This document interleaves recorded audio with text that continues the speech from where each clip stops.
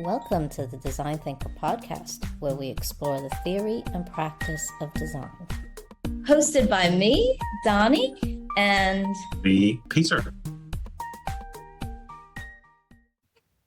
Hello, Dani. How are you? I'm really well, thank you. How are you? I am good. What are we talking about today? Today, a first for the podcast, Dani. We've got a question from a friend of the podcast and a long-time listener. Yeah. This is exciting. It is, isn't it? We need to think of a way for more people to ask us questions. Give us ideas for conversations. This question is from a friend of the podcast and long-time listener, Ian Scott. We can find Ian on LinkedIn. Ian's question: what's your view on human-centered systems thinking? We'll use that as a starting point and could go anywhere in the next 45 minutes. But what's our view on human-centered systems thinking?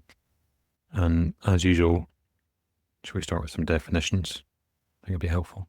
Yeah. Okay, so let's start with defining what human-centered design is. In a very simplistic way, human-centered design is an approach to problem solving that places the needs, wants, and pain points of humans at the center of the problem-solving process. It requires empathizing to deeply understand. It requires working iteration. It requires experimenting and co-designing solutions with people that are going to be using them. When I talk about this, I get a lot of looks sometimes. Isn't that just problem solving? And if you think that way, that is awesome. Mm-hmm. But there are lots of people that's just not.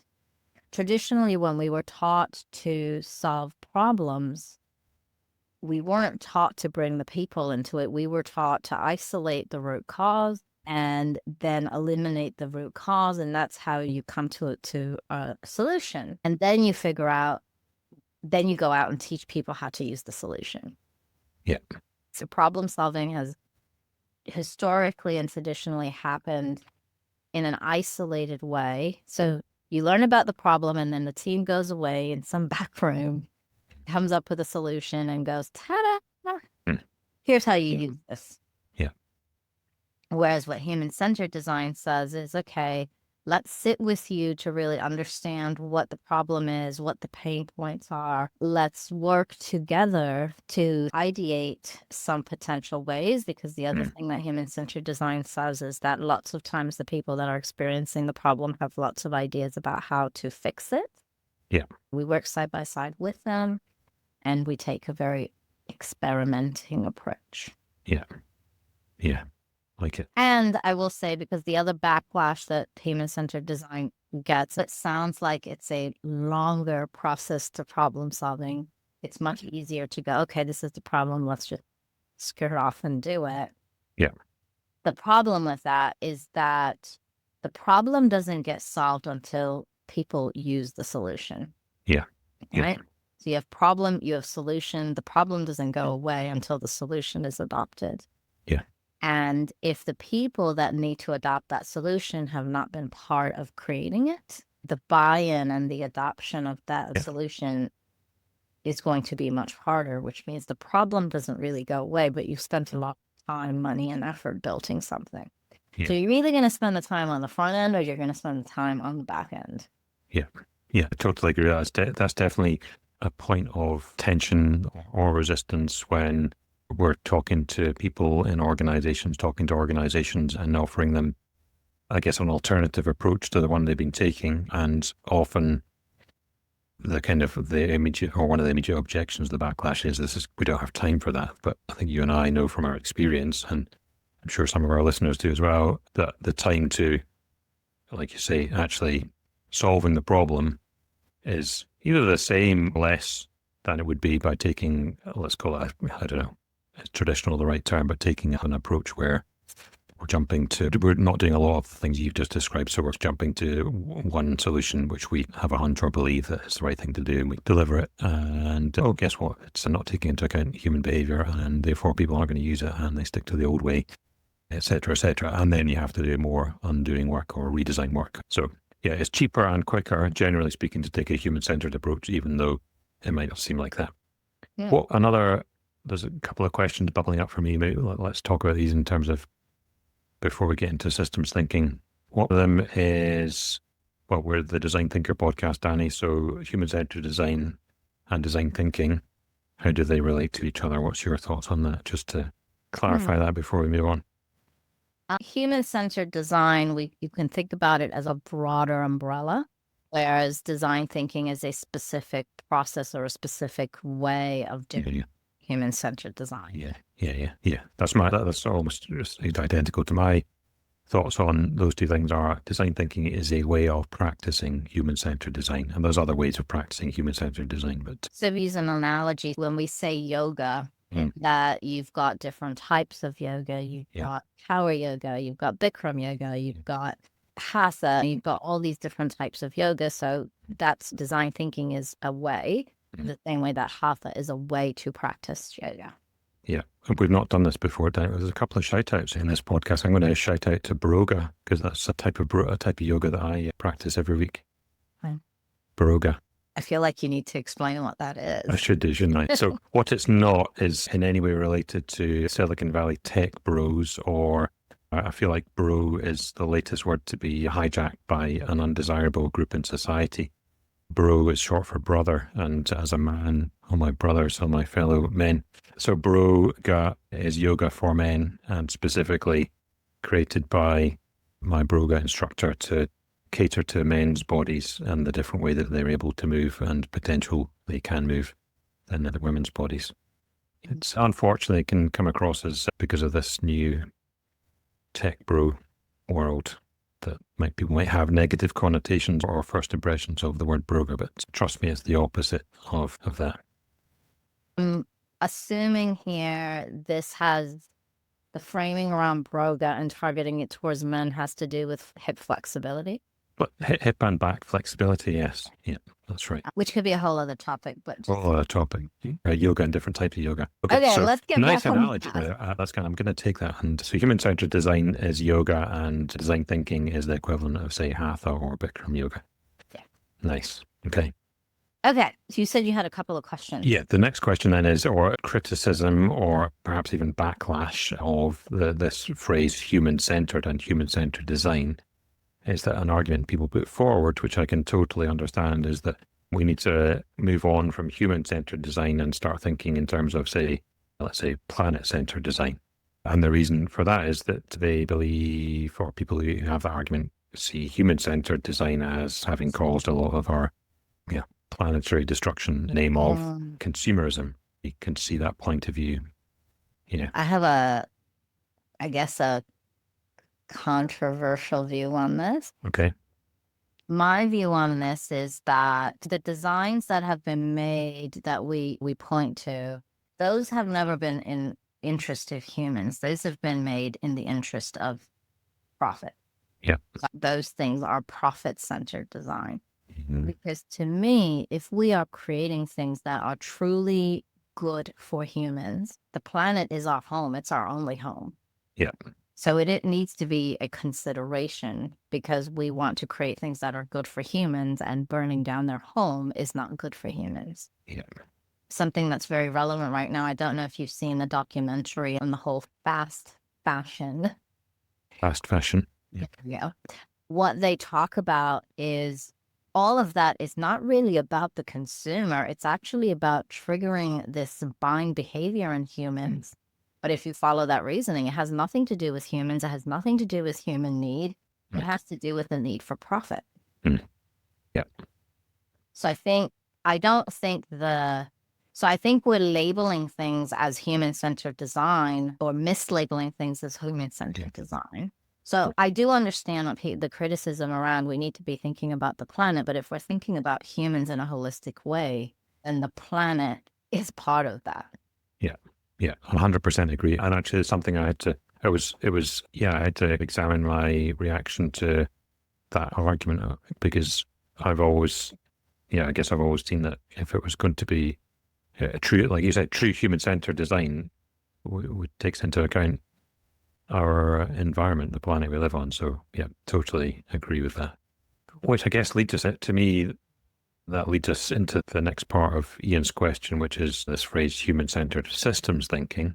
Are we ready to get into the systems thinking? Have we covered off our definition of human-centered design enough? I think we have.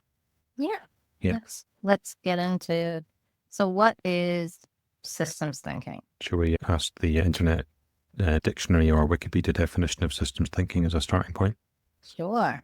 Okay, systems thinking. Systems thinking is a way of making sense of the complexity of the world by looking at it in terms of wholes and relationships rather than splitting it down into its parts.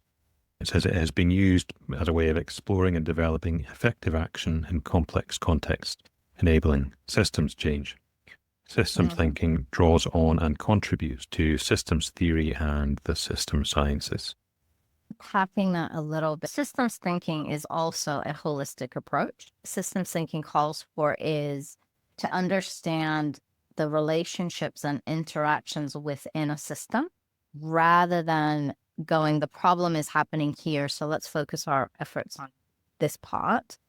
Instead, going, okay, the problem is happening here, but what is, so let's say in an organization, there's a big problem on the sales team. Traditionally, we would go, okay, let's put all of our attention to see what's happening on the sales team. And what systems thinking is saying is, no, you have to examine the problem and all of the interactions. So we would go, so who does sales interact with? What's happening there? We look at inputs and outputs, and we look at upstream and downstream impacts rather than just isolating. Yeah, and I think this is where our perspective on human-centered design, it definitely, I don't know whether the term is overlaps or expands into, or when we talk about human-centered design needing to be the same as planet-centered design, to me that's really similar to, that's a system, I guess, a systems thinking perspective on it. Both systems thinking and human-centered design call for more holistic thinking and moving away from isolating things and looking at it. Because in design thinking, we talk about, we actually have to understand the environment that somebody is experiencing a problem. Yeah. And that very much aligns to what systems thinking says, which it says you have to understand all of the things that are, and the idea behind both of those things is that problems don't exist in isolation. Yes. Yeah. And the risk of, and I see this happening in our society, in our communities, in our organizations, and even in our homes, when we don't understand that holistic view, we end up creating a solution that solves this problem, but then has all of these other, that unintended consequences. Yeah, exactly. And I think that's one of the guiding principles of systems thinking, and I suppose therefore human-centered systems thinking or human-centered systems design, using an approach, a methodical approach to understand and predict as far as possible unintended consequences, and avoiding those as much as possible. And so design systems thinking, we're still in our definition. I think that's, to me, it's, I guess, a simple definition coming at it from a design thinking, human-centered design point of view. It's really, there's a good sort of phrase that I've come across in a few different books when we're thinking about, let's say, designing objects. So you could design a bench for a railway station. You could do that in complete isolation. You could take a human-centered design approach to that. You could understand what people's needs are when they're a railway station and whereabouts they need to sit and how they need to sit and how long they need to sit and et cetera, et cetera. If we start to expand that broader, though, what systems thinking suggests, and actually our definition of human-centered design would be, like, don't just design the bench like in isolation, think about it in its context. We've had a whole episode of context, but think about it in the context of the particular railway station, in the context of the town that railway station is located in the context of the railway as a network, in the context of the society that the particular town is, and et cetera. Keep expanding outwards until, I guess, you're eventually thinking about it in terms of the whole world. And for the design and delivery of a bench within a railway station, you start to think about, where is the bench? Where are the raw materials coming from? Who's making it? What are the unintended consequences of us placing an order for 100 steel railway benches to be used in Auckland Britomart Station, for example?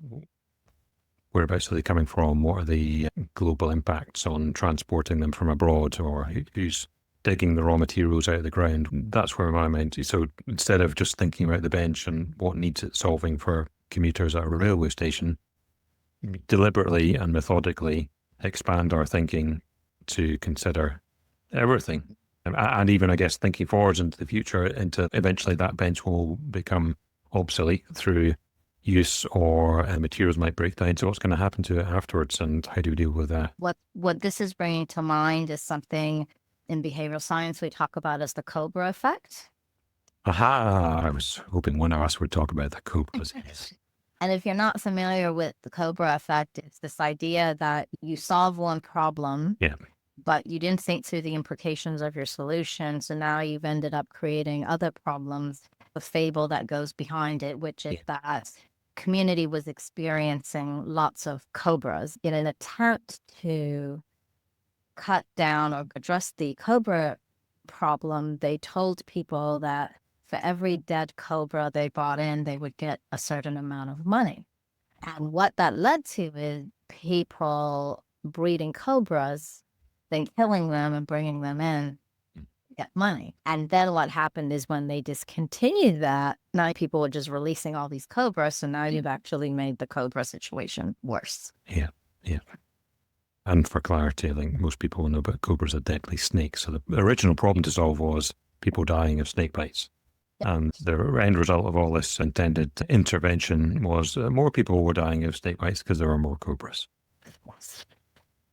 I know when we hear about the Cobra effect, it seems silly, but we see this happening in organizations all the time. We make decisions without thinking through the implications of unintended consequences. Yeah, organizations and societies. This is on a different scale and a different, I guess, it's a different system altogether, but different consequences. So I remember before I left Britain, sometime in the early 2000s, the government introduced a ban on smoking in pubs. Amazing initiative from a health point of view. I do not miss walking out of a pub or any sort of entertainment venue and stinking of cigarette smoke, or not being able to speak the next day because I was hoarse from other people's cigarette smoke. And obviously it's had a significant impact on deaths from lung cancer, because passive smoking is as bad for you as active smoking. But the unintended consequence, or I think it was an unintended consequence, was that the number of pubs closing down went through a bit of a hockey stick curve. There was a very significant impact on people's social lives. People no longer went to, or lots of people no longer went to the pub to have a drink and a cigarette. And on the one hand, that might be another good public health outcome. But on the other hand, what we started to see, even feel, was the kind of one of the mainstays of community and society started to, when the local village pub closes down, then where do people go to get together and have a conversation, a relaxed conversation in the evening? Some might argue over a pint or two, you could have a civilized conversation with somebody who had different particular opinions than you when it came to politics or religion or anything. The unintended consequence of the smoking ban was that pubs closed down, and a really important element of a lot of villages and towns disappeared, and it wasn't replaced, and people stay at home now and are more isolated than they were before. Another example that I'll give you, and this became pretty prevalent when privacy breaches were a big thing. So lots of organizations' response to this was, because we know that most privacy breaches happen because of human error, they started to introduce a punitive approach when a privacy breach happened. And so guess what happened? If you by mistake, human error, did something that resulted in a privacy breach, and you knew you were going to get in trouble for it, or it was a genuine mistake or not, what do you think they did? I think there was fewer privacy breaches reported, Dani. There was fewer privacy breaches reported, but the impact to customers' data. So the thing with privacy breaches, it's really important when there's a privacy breach that you identify it, you report it. There's a whole lot of things that need to happen in a very specific time constraint. But what was happening is people were hiding it. Privacy breaches dropped. Then you're like, ever since we introduced these punitive measures, privacy breaches are dropping. They weren't dropping. Mm. They were just not being reported, but the impact to the organization was even worse because they technically weren't taking the actions they needed to. So this is why you have to really, particularly in organizations, when you are thinking about incentives or the opposite of incentives, punishments, disincentives, you have to really think through, what is the impact of this? What is the short-term, long-term impact of this? What can possibly go wrong here? Yeah, and it's full disclosure. I'm definitely not an accomplished or well-practiced systems thinker, but I think that the key is to expand your thinking beyond, like I said, the railway bench or stopping smoking or privacy breaches, and spend time tools deliberately thinking, right, so what will happen? This is where human-centered design and system thinking plays really well. From a human-centered design perspective, you would actually go talk to the people and go, if we did this, what might happen? And they would tell you. They would help you see the things that you can't see. They will help you figure out what the blind spots are. If the British government had gone to drinkers in pubs in the late 90s, early 2000s, I'm sure they did actually, and talked to them about what do you come to the pub for, then they would have started to understand that actually for a lot of people they didn't want to or weren't allowed to smoke at home, and it was the combination of factors like smoking, drinking, and socializing. All three of those things came together, and they couldn't be picked apart. Yeah. If you can't do one, then you don't go to the pub anymore, and the pub loses money and has to close down. Yeah. I struggle with that one because that was a tricky one because smoking rates have dropped. Yeah. Over the years. Yeah. And I'm not saying that banning smoking in restaurants and pubs was the reason, but I guess that's a tough one because I agree it should be banned. Yeah, me too, actually. So I'm sounding like I'm a proponent and supporter of smoke. I'm not from the tobacco lobby. I think that was a great idea. Like I said, I really appreciated not coming out of the pub smelling of cigarette smoke. Some pubs you walked into and realised that actually the smell of cigarette smoke was masking other smells and it was preferable. That's a whole other story. But yeah, I think it was great. And, that the cigarette smoking is bad, full stop. Yeah, I've had two grandparents die of lung cancer because they smoked. So 100% a supporter of the ban. But I also I'm from Scotland, but one thing that English people do really well is a country pub. And there's nothing like having a nice pint of English bitter, either around the fire in the winter or outside in the beer garden. And a lot of that is disappearing. And it's a chain of events and it is a system. So this isn't the only cause, but one of the catalysts for pubs needing to fight for survival in some cases was the smoking ban. And it was especially impactful when there was only one pub in the village and if 50% of the people going there on a regular basis are smokers and half of them don't go anymore, that's 25% less patrons and less cash through the tills. I guess this is like systems thinking in a nutshell. You've got a really important thing to solve and it's important to solve it. At the same time, once you solve that, there are other problems to think about and solve. And it goes beyond just, everything's connected. We'll maybe jumping to conclusions or jumping into our next section, but for me, systems thinking about acknowledging that every single thing is connected. We're all woven together and everything is woven together in a web of meaning and purpose, problems, and opportunities. It comes back to basics of physics, right? For every action, there's an equal and opposite reaction. And that applies to human behavior as well. Yeah. Something happens in our environment and we will react to it. Yeah. And the thing is, when we make changes to the environment, we need to be mindful. We're never going to 100% be able to predict what people are going to do, but we can be intentional. What this comes down to is, and this is again where systems thinking and design thinking marry really well, because design thinking will help you think about, okay, if that's how we're going to, this is that whole, how do we want people to feel? How do we want people to act? What do we want them to do? You think you'll do? Yeah. And we can, again, we don't have crystal balls, so we can't predict what they're going to do at 100%, but we can actually shape the solutions in a way that makes it easier for people to adopt it, for people to engage with it. And also fundamentally, when people are involved in creating something, they are more likely to engage in it. Yeah. Which is called the IKEA effect. Oh. Well, we'll come back to that in just a second. Yeah, so the IKEA effect, you can tell us about that. I'm assuming here that everybody knows about IKEA. They are the company that buy the furniture in flat packs and you build your own furniture. Yeah. So it's called the IKEA effect because when you are part of building something, when you have had input or say or physically built something, you value that thing more. You want to see it be successful. You want to see it do well.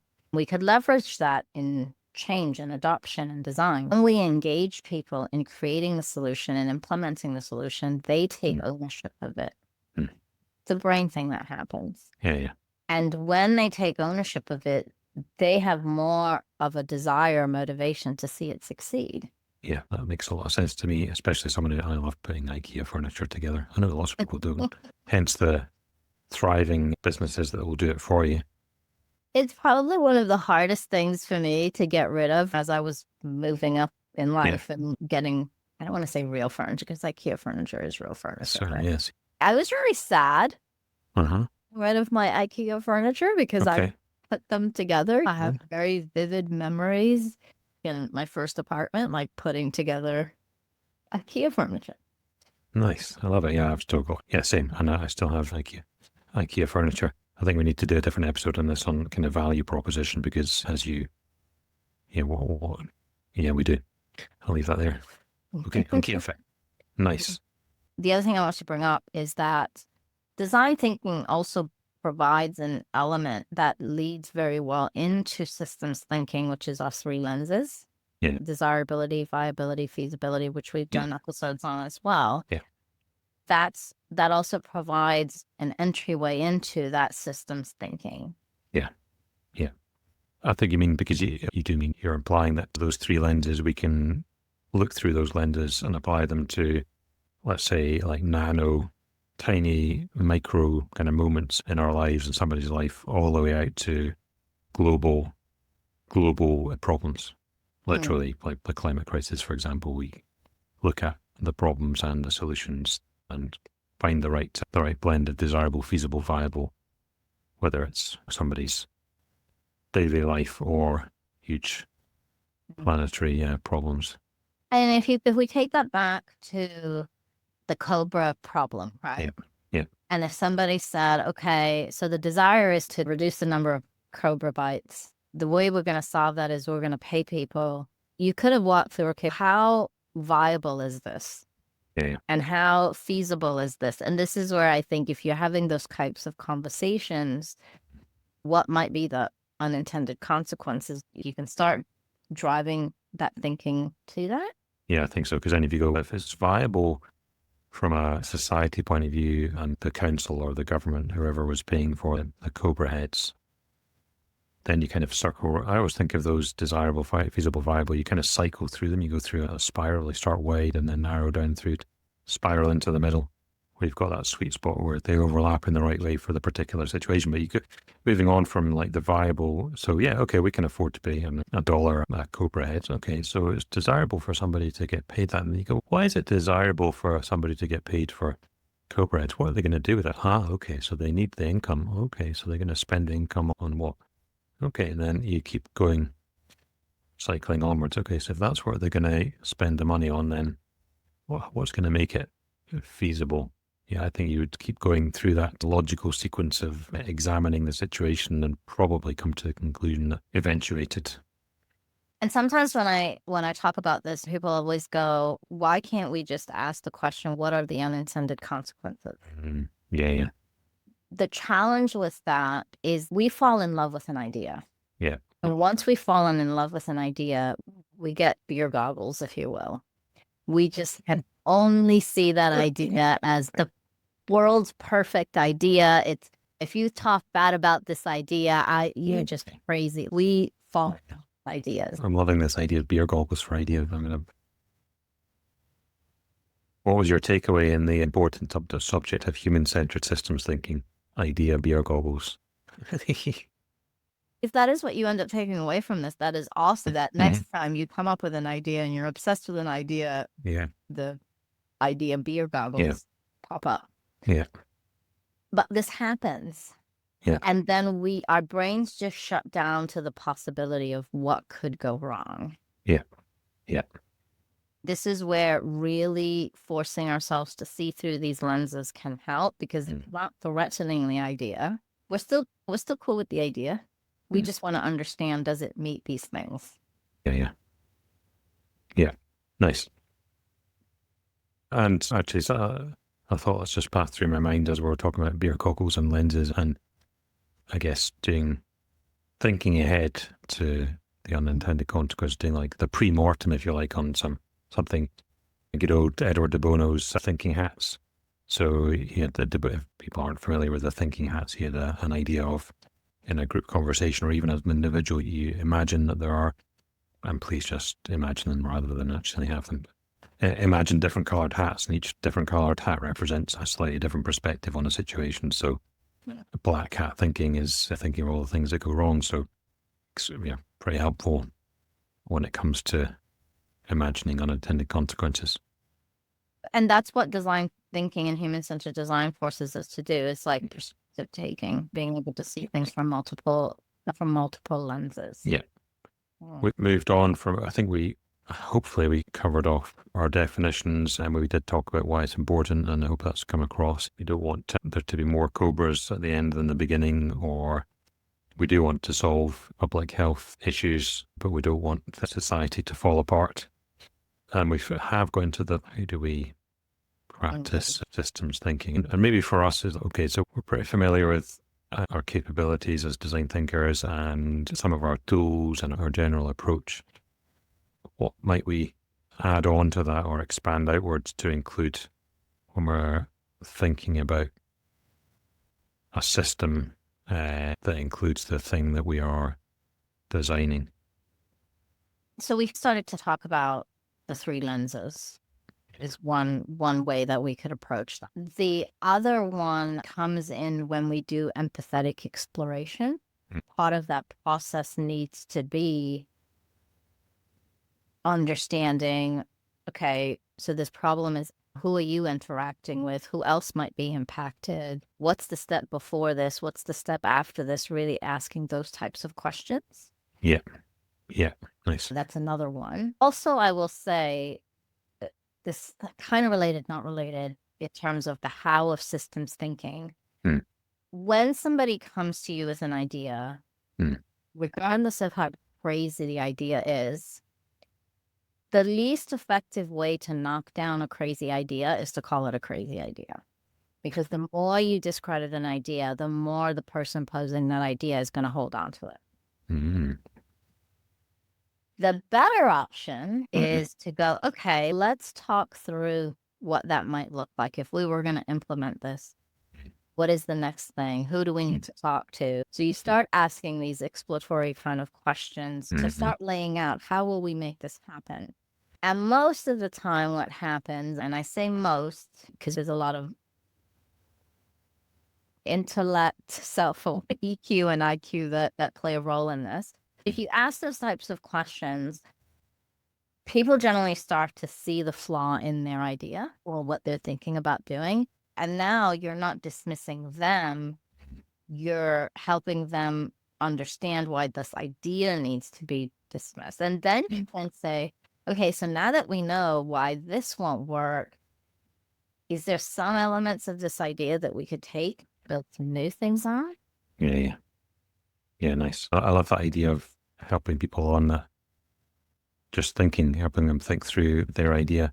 It reminds me of, and I think it's the same thing, and I hope I get the terminology right, and it does lead to a little bit of a story and another, maybe going back towards why this is important, but this term normative loop. Are you familiar with that? The normatives, I think what you've just described it as a normative loop, isn't it? It's not telling somebody you've got a bad idea, but helping them see their own idea and having them draw their own conclusion that this isn't such a great idea after all. I first heard that term from someone called John Seddon, who is a systems thinking I guess, advocate, and his organization, I think he's still part of it and runs it, called Vanguard Associates. And I came across them when I was living and working in the UK and in my early career, and I kind of grew up in an organization as part of a kind of call center environment and system. Our way of serving our customers in the organization I worked for then was still primarily in call center rather than digitally. And I experienced this firsthand as a call center kind of agent, as well as somebody who helped improve call center environments. And this kind of unintended consequence, and what John Seddon was promoting at the time and still talks about, is something called failure demand. So failure demand is an unintended consequence of it within a system.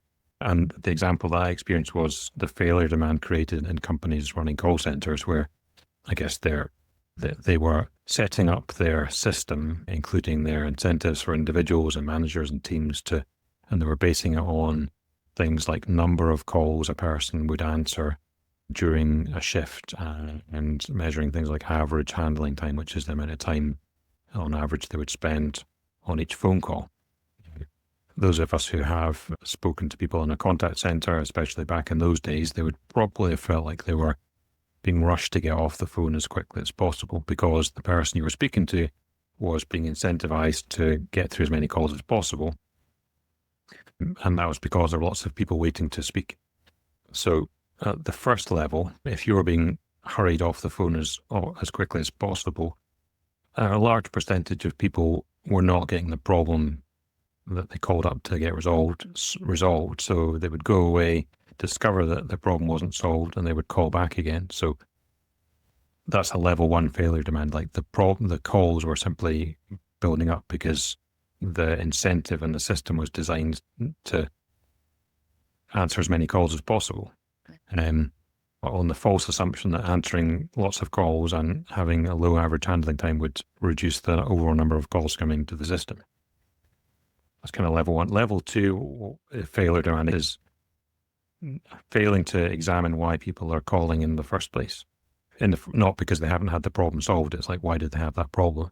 So you have to, in an organization or in a system, think about and go backwards in time and examine, and like we're saying, understand what are people not getting in the product that you're creating for them.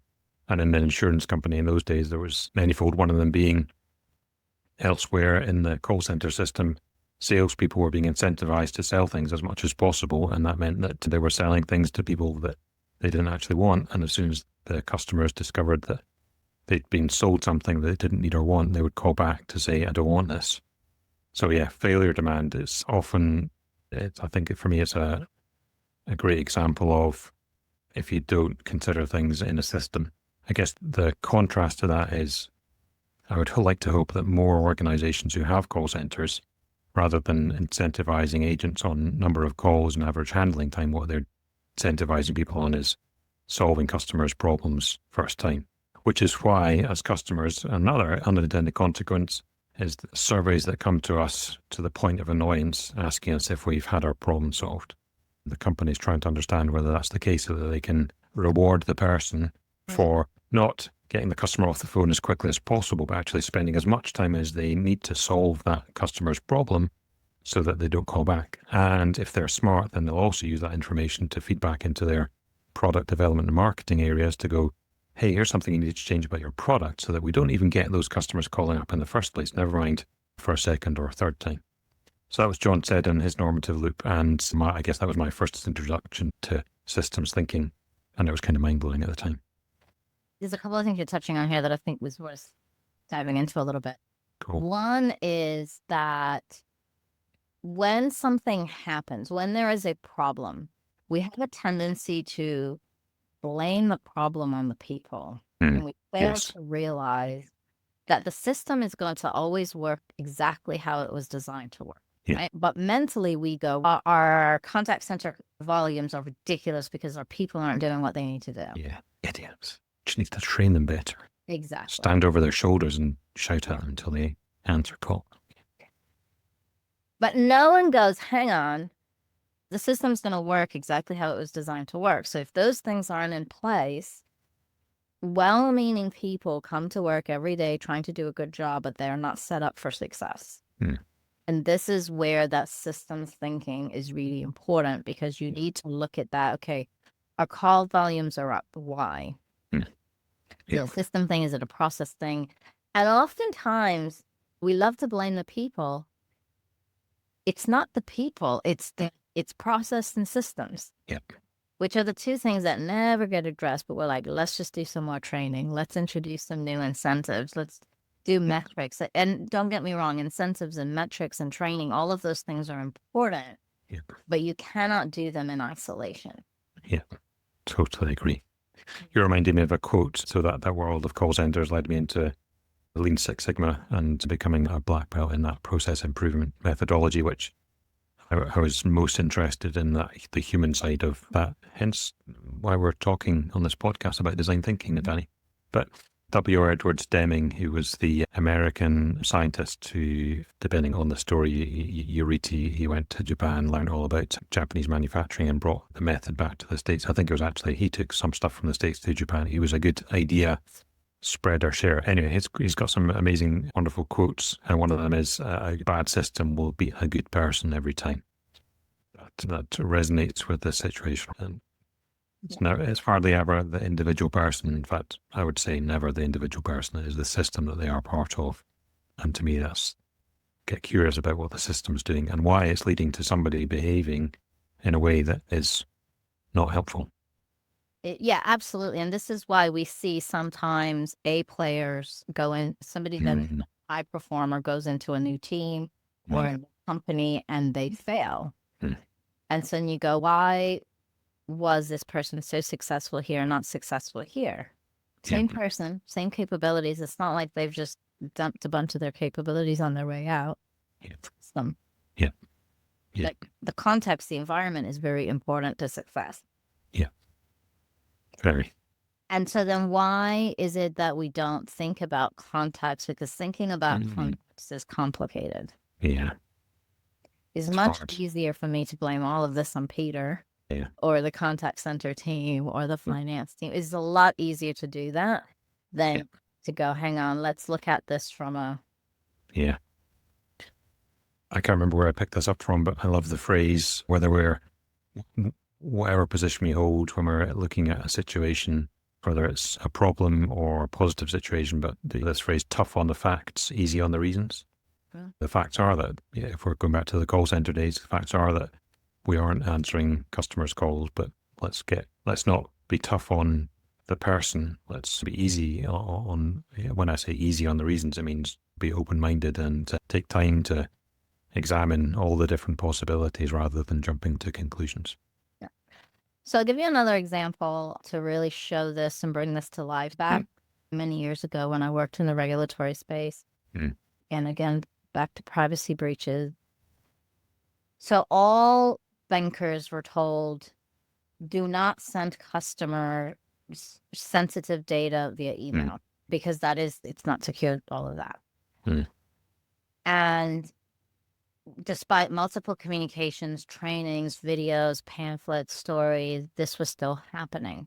So then they were starting to introduce this punitive approach to, if you do this and we catch you, you get written up. And I just found it really weird. Why would people understand the risk and still do it? This is their livelihood.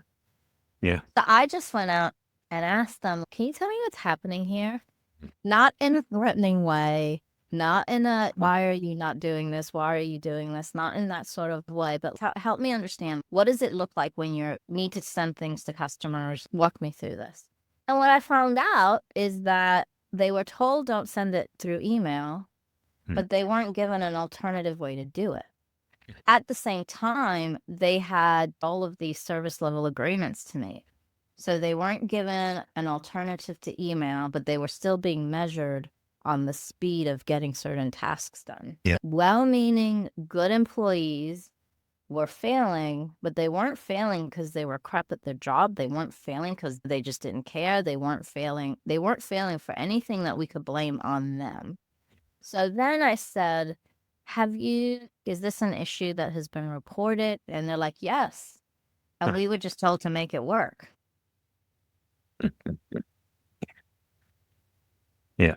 And then I went back and looked, and there were many emails and trying to feed this information back to the top. They genuinely tried, and then they just make it work. Yeah. Make it So work. they figured it. And it did. Nice. Good story, Dani. I took us back into I think why it's important, but yeah, thanks for listening to that story. Back to how, and we were touching on our capability. Yeah, I think in this empathetic exploring, as ever, yeah, starting to understand people and their situation, like you were just describing.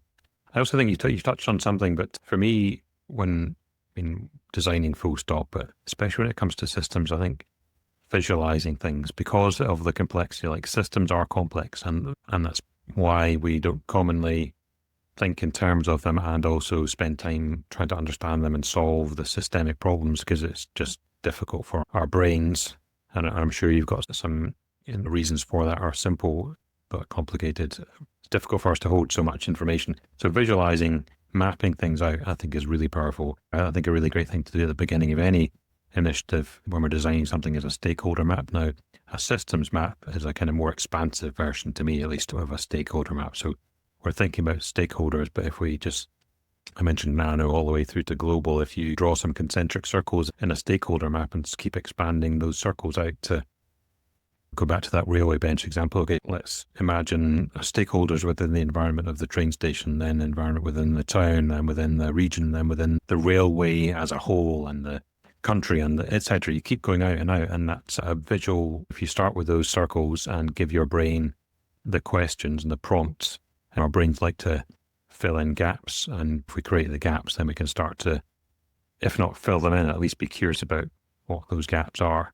And then once you've got all those different stakeholders or parts of the system, then you can start to literally draw relationships between them, between the railway company, for example, and the city council, and yeah.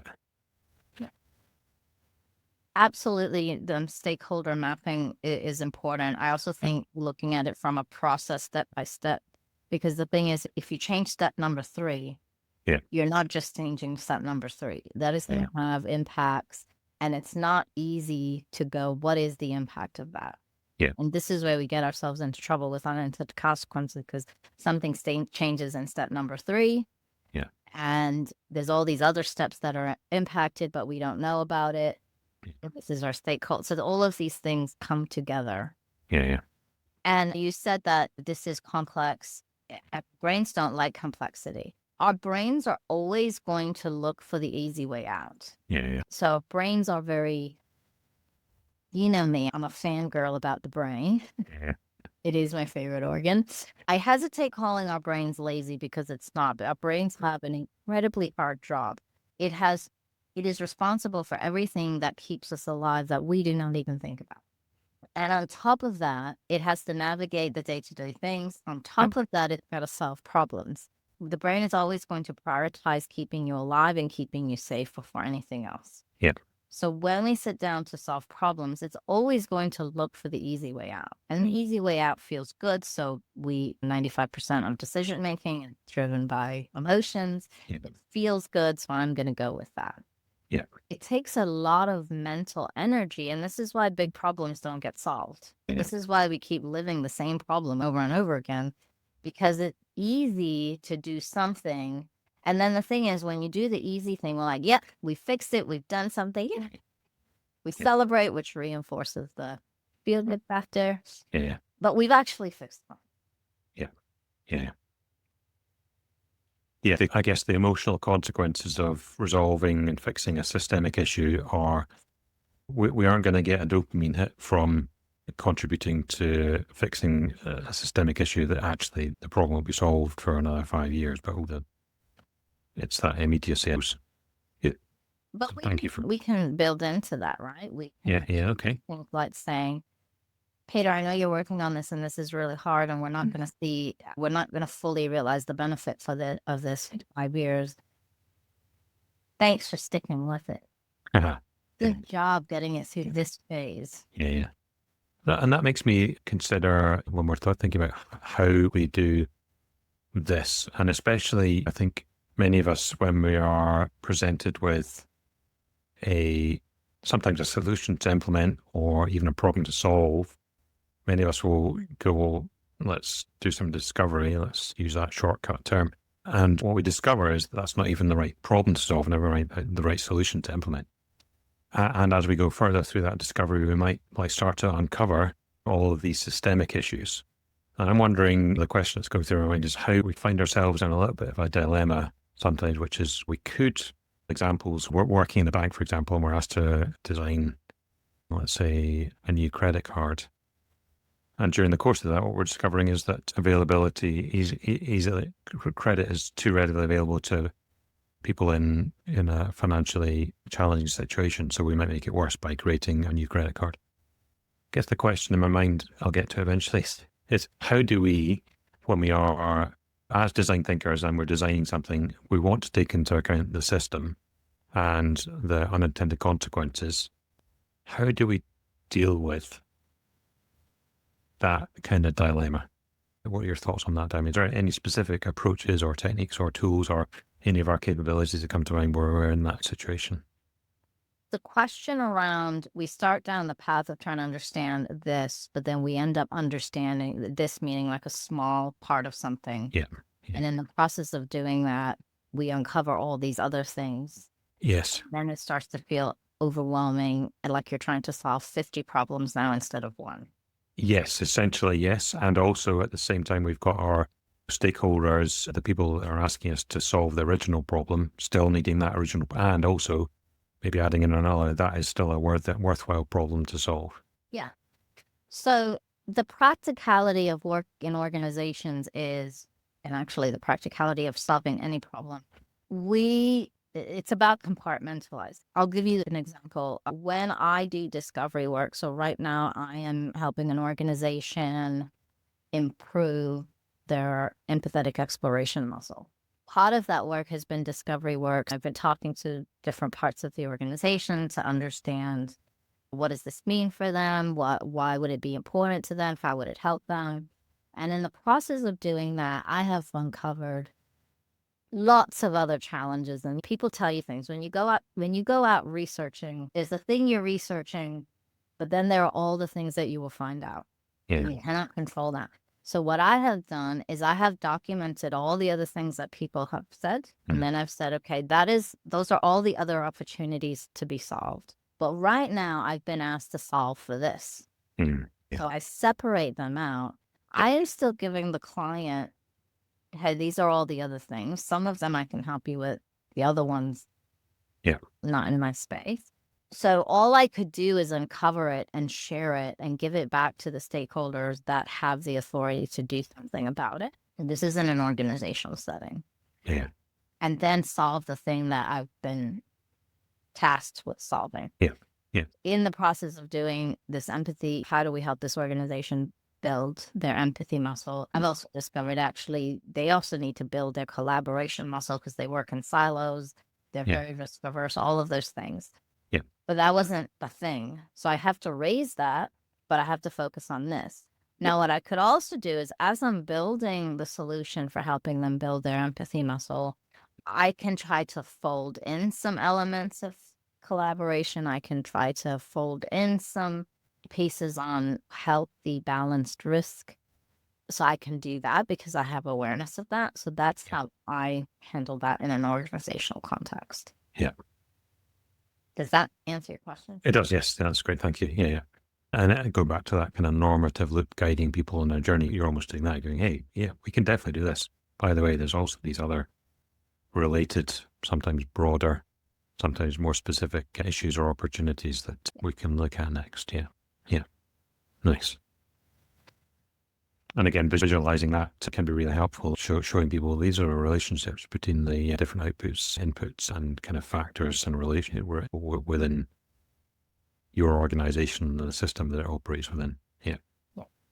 Nice. In the marriage of design thinking and systems thinking, another one of the design thinking capabilities that's really useful is ideation. So I generally with a little bit of a twist. Tend to use ideation, or there's this misnomer that ideation is only useful at the start of something. Earlier I said, let's say somebody comes up with what you think is a crazy idea. We can actually use ideation to navigate that. How might we make that idea work? Nice. Yeah, yeah. I like that. How might we understand the implications, the consequences, whether intended or otherwise? Yeah, yeah. Yeah, nice. I like that a lot. One of our capabilities, I guess I'm intrigued by, and this shows that I haven't worked on anything that's a really big systemic issue yet. I would like to, is this idea of curious experimentation. And I guess I'm really interested in your thoughts and your experience of this, Danny, but you've got, so I think in terms of my mental model, at least at the moment, is if we have a systemic problem or opportunity to work on, then by definition, it's complex, it's large scale, it's probably something that's going to take time to see the consequences of. And that's in contrast to my kind of, again, mental model of the way I like to use curious experimentation, especially, is putting prototypes out into the world and quickly learning, what does this thing do? What is the impact of this thing? And to me, those two things, at the moment at least, are opposite ends of a scale and time and risk and investment spectrum, if that makes sense. So I'm curious, I guess the question is, I think there must be opportunity to be curiously experimenting within a system, but how does that kind of play out in terms of scale, time, etc.? Remember how I said a system will design, it will function exactly how it's designed. One Yeah. thing that is true about the system is that the system is always going to fight for its survival. Okay. The system does not give a crap about you, the customer. So this is why we see, and this is also why I feel like there's a lot of mistrust in large entity. The system will always find a way to survive. The system is bigger than the components. This is also why climate change is really worrying, because the Earth will survive. Yeah, yeah. The Earth has existed before humans. It will exist after humans. So the thing that won't be here are the problem that the Earth sees as the problem. Yeah. Systems will always resist against the thing that is trying to change them because it sees it as a threat. Yeah, yeah. Yeah. That's really important to understand, because when we bring in things like curious experimentation, the system's going to resist it, and it is going to pile up the reasons why. And you have to dismantle that one by one and small steps. Okay. So that's the big macro view of it. The more micro view of it is, when I get told experimenting is a waste of time, we just need to pick a solution and go with it. Some of the things that I apply there is, how has that worked in the past? Yeah. And a lot of times the problem that I'm there helping to solve is because the solution they have now isn't working. So if I can go, isn't that what you did with this solution and it didn't work? This idea that experimenting is going to take a long time is also a misnomer. I've worked with teams, and we have actually experimented with some ideas within the span of a session. But actually, let's get rid of these 3 ideas, but these 2 are viable. So it happens in iterations, right? The first iteration might be really quick experimentation. Let's say you've got 5 ideas. We experiment very rudimentary, and we're like, let's get rid of these 3 because they're just not, now that we've done some stuff with it. Now we've got 2. So how might we test this in a way that takes a little bit more effort, but now you're only doing it with 2 ideas. Yeah. Yeah. It requires that shift in mindset, but also realistically, the places that end up being open to and becoming really good at experimenting when it comes to leadership, it takes a lot of bravery from leaders to hold the space to do that. And I guess also an ability of the leadership to have a really good understanding of not all the details within it, but have a good understanding of the system and how things relate to each other. Yes and no. Okay. The job of leaders isn't to know everything. Yeah, you have to have some level of understanding to make sure that your people aren't telling you to do something that's just going to fix the company. But being a leader isn't about knowing everything. No. Or having all the right answers. It's actually about making sure you have the right players on the team with the right capabilities, trusting their expertise, and leaving them to do their jobs. and doing the roadblocks, removing the roadblocks, being the enabler, addressing performance when it isn't happening. That is the job of the leader. It's not to be an expert. You hire experts to do the work. But to your point, I do recognize like they have to have some understanding, high level, big picture understanding of how different aspects of the organization are connected, work. Yeah. And I just I think adding to your list of leadership job, I think is also to not have the right answers, but definitely do spend time thinking of the good questions that are going to help elicit. That's what we learned from John a couple of episodes ago, power of asking good questions. Go and listen to that episode if you're listening to the other one, haven't you? It's a great episode. That's fantastic. Definitely. With John Bennett about the power of questions. Cool, Dani. Just thinking of our listeners' time here, starting to come to the end of this enjoyable exploration of Ian's question about human-centered systems thinking. Hopefully we're starting to answer Ian's question. Well, we've definitely answered what was our thoughts on human-centered, so some of them anyway. Anything else to add in terms of our design thinker capabilities? Particularly when we're thinking about combining systems thinking and design thinking, empathy, collaboration, which we've touched on. Did we touch on collective collaboration? No, we didn't actually. My thoughts on that are it's always important, but in a systems context, it's even more important to collaborate with people who are from across the wider system, not just within a component of that, and who know it just enough that they can imagine and see. They can see how the system works as a whole, and also imagine how it might work differently. And I say just enough, I guess, because sometimes when you know a lot and you're really embedded into a system, then it's actually more and more challenging to see how it could be different. It's potentially a controversial point of view to add in right at the end of the podcast there, but problem solving is more successful when we collaborate. Yeah. The way that most organizations collaborate is broken. That is a completely different episode. Yeah. But it is a fundamental thing that is needed. No good solutions come in isolation. And also we know in our practice that empathy and collaboration, they go hand in hand, right? Yeah. Nice. And then situation optimizing, looking at that one, I'm thinking, well, absolutely, 100%, but maybe I would think about replacing the word situation with system for the context of systems thinking or systems design. But I don't know that I would do that because the situation is the prompter to look at the system. Okay. So how do we optimize this situation within the system? Okay. That's how I see it. Nice. Maybe that is coming back to the question I asked about what do we do when we're asked to optimize the situation but uncover issues within the system, and actually bring it full circle is start by optimizing the situation, because we know that will start to have a positive knock-on effect on the system. Okay. Accepted. Some of the key takeaways here are that systems thinking and human-centered design work really well together, and I think they both have elements that pull on each other. They're woven together really nicely. And help to elevate problem solving. In lots of unsaid ways, as design thinkers, we actually engage in systems thinking. We may not call it out. Agreed. Yeah. Agreed. The other thing I will say is whether it's design thinking, human-centered design, systems thinking, whatever else thing that you are passionate about, the people that need help, the people that thing will help, don't really give a crap about what it is.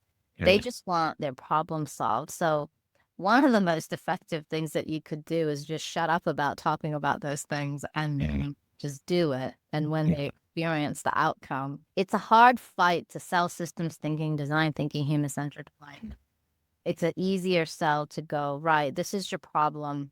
Here's how I'll go about solving it without lecturing people on what it is. I know saying that is very ironic because our whole podcast is about design thinking. Yeah. Yes, I definitely see that irony, but that's something very important to have in mind is, people don't care as much as we do about how we're doing things. They care about their problem and what needs solving.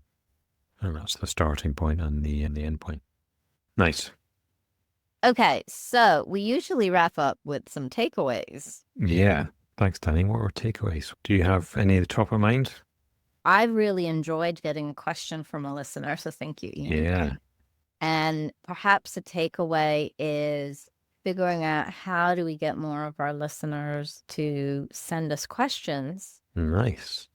So one, we answer their questions, and also I'm curious what other questions do people have about this topic. Me too. I love that idea, Danny. Yeah, let's take that as a joint takeaway. We'll figure out a way for people to join the conversation, and we'll let you know how that is, where that is. Takeaways for me, I think, thanks Ian for the question. Check out Ian Scott. He'll be on LinkedIn and his new organization, the Scott Collective.